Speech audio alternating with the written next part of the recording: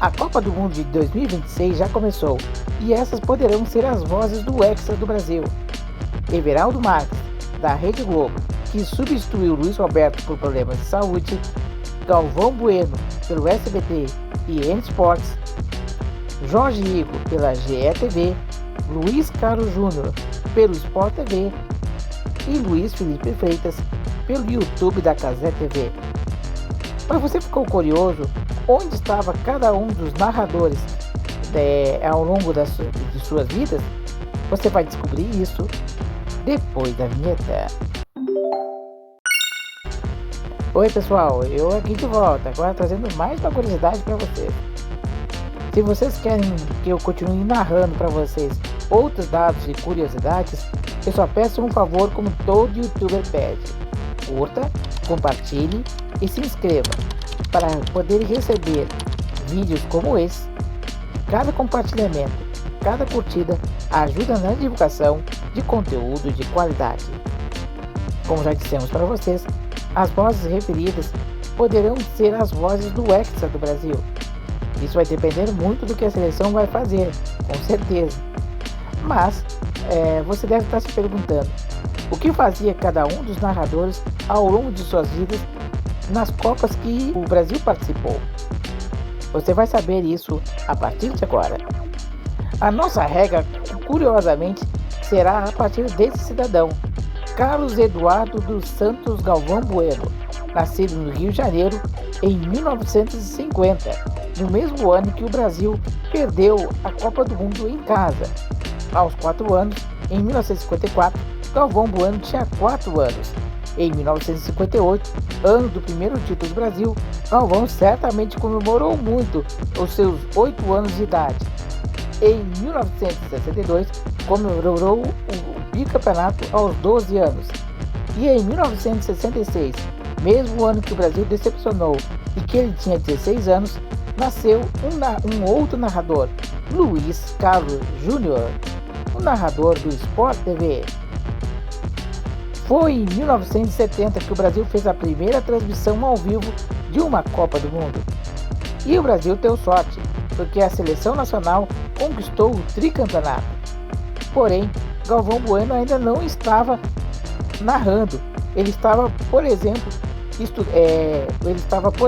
trabalhando em uma fábrica de plásticos aos seus 20 anos, enquanto que Luiz Carlos Júnior tinha seus 4 anos. A Copa do Mundo de 1974 foi a primeira transmitida em parceria das emissoras com a OTI e também foi a primeira transmitida totalmente em cores. Nesse ano, Galvão Bueno estreou na narração, trabalhando para a TV Gazeta, onde inclusive teve aquela famosa história dele ter trocado o jogo Alemanha Oriental e da Austrália por Suécia e Bulgária. Essa foi a sua primeira Copa do Mundo. Já Luiz Carlos Júnior tinha apenas 8 anos de idade.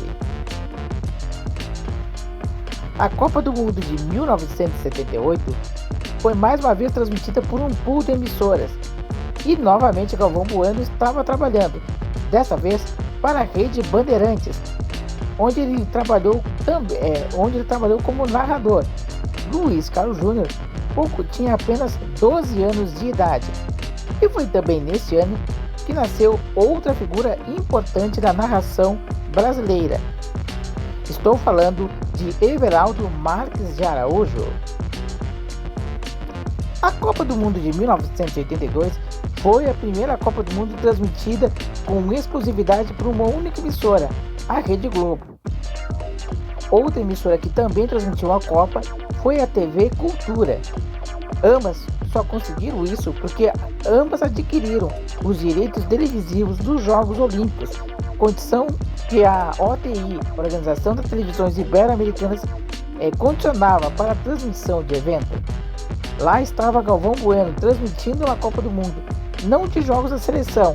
Assim como na Copa de 78, ele transmitiu jogos chamados jogos periféricos ou jogos importantes.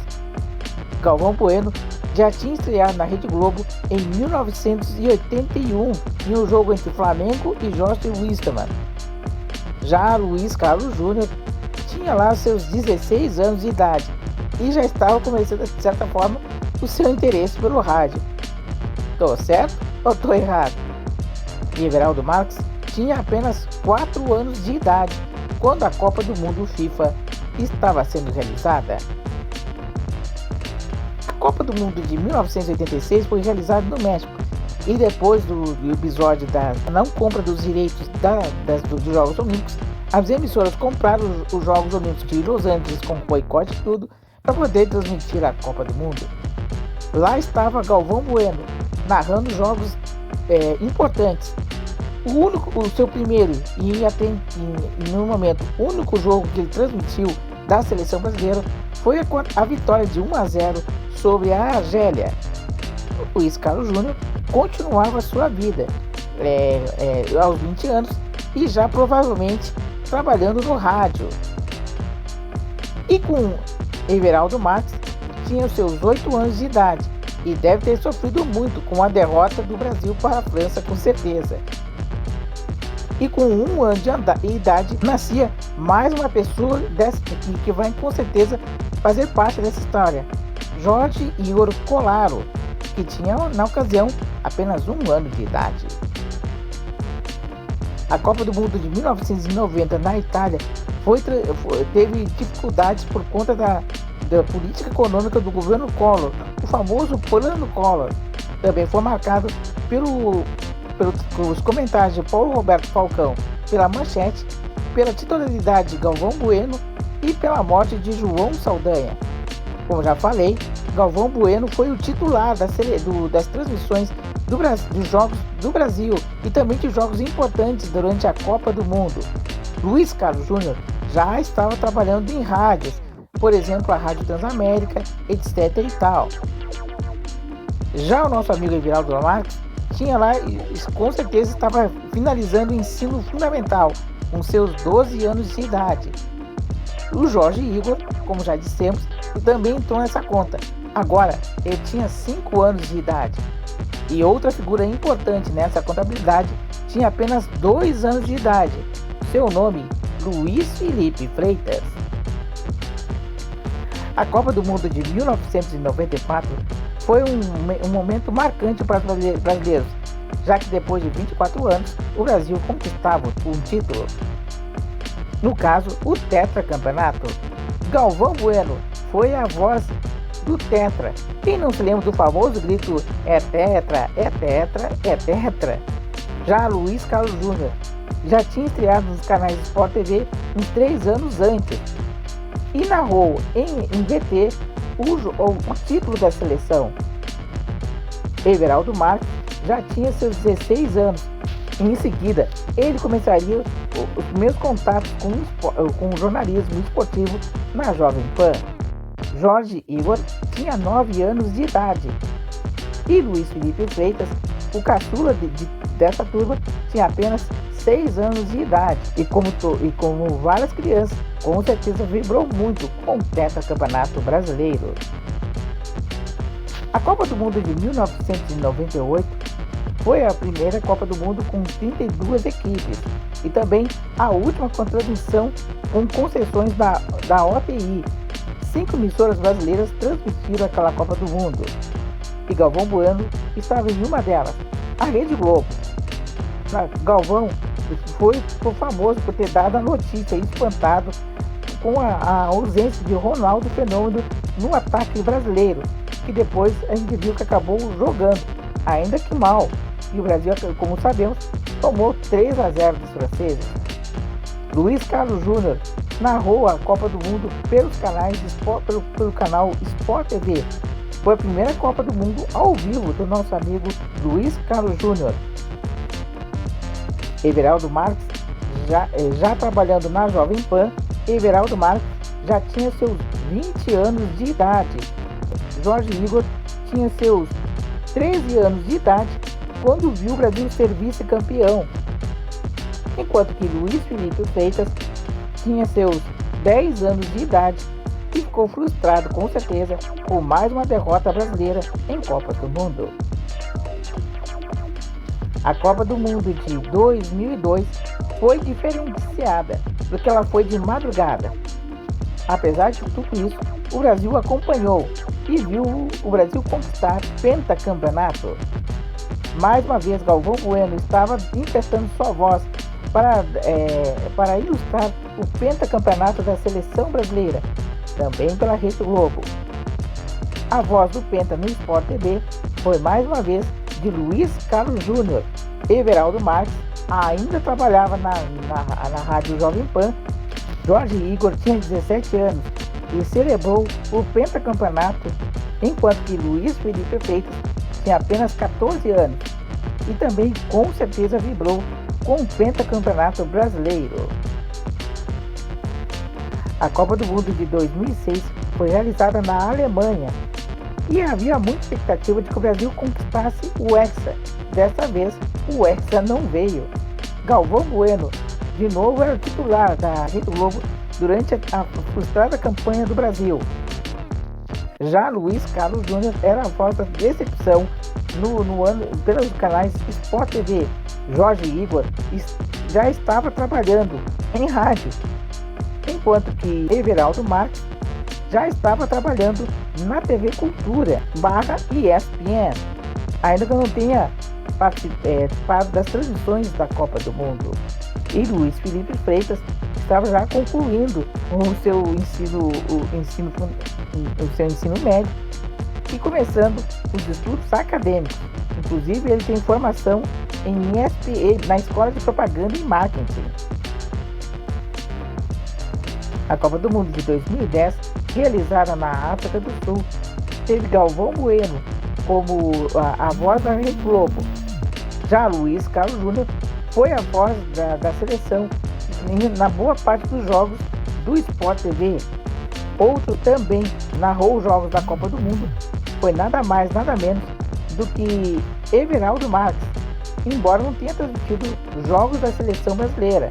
Jorge Igor já estava trabalhando nos canais Esporte Interativo, porém não transmitiu a Copa do Mundo. Luiz Felipe Freitas estava tentando ser narrador nos canais Esporte Interativo. A Copa do Mundo de 2014 foi realizada no Brasil e, apesar de possibilidade de se ganhar um título dentro do próprio país, o resultado foi um frustrante 7-1. Porém, algumas pessoas não conseguiram acompanhar a Copa do Mundo por transmissões.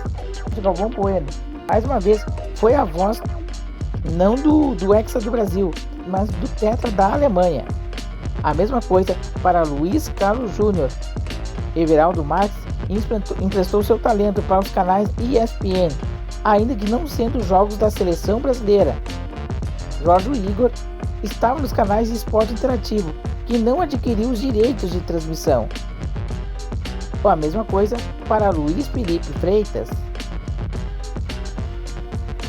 A Copa do Mundo de 2018 foi realizada na Rússia, e mais uma vez lá estava Galvão Bueno como a voz da Rede Globo para os jogos, não só os mais importantes, mas também os jogos da seleção brasileira. Luiz Carlos Júnior também emprestou sua voz para os jogos nos canais Sport TV. Everaldo Marques não trabalhou em televisão, mas emprestou sua voz para a Rádio Sagres. Isso mesmo, amigos. Narrou a Copa do Mundo da Rússia pela rádio.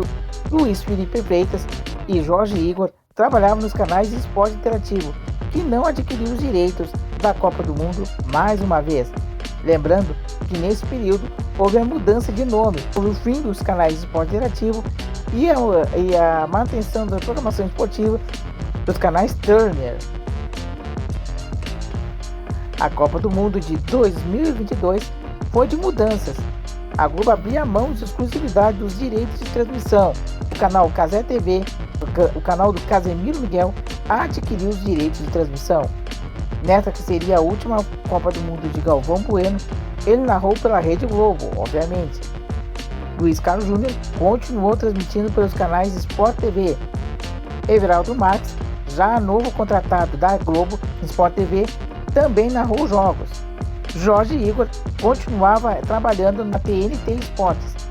E Luiz Felipe Freitas trocou o TNT Esportes pela Cazé TV e acabou se dando muito bem. E este ano, lá estão eles, narrando os jogos da Copa do Mundo de 2026. E aí, por qual dessas emissoras você vai acompanhar a Copa do Mundo? Qual desses narradores é o seu favorito? Comente aí. Beleza, galera?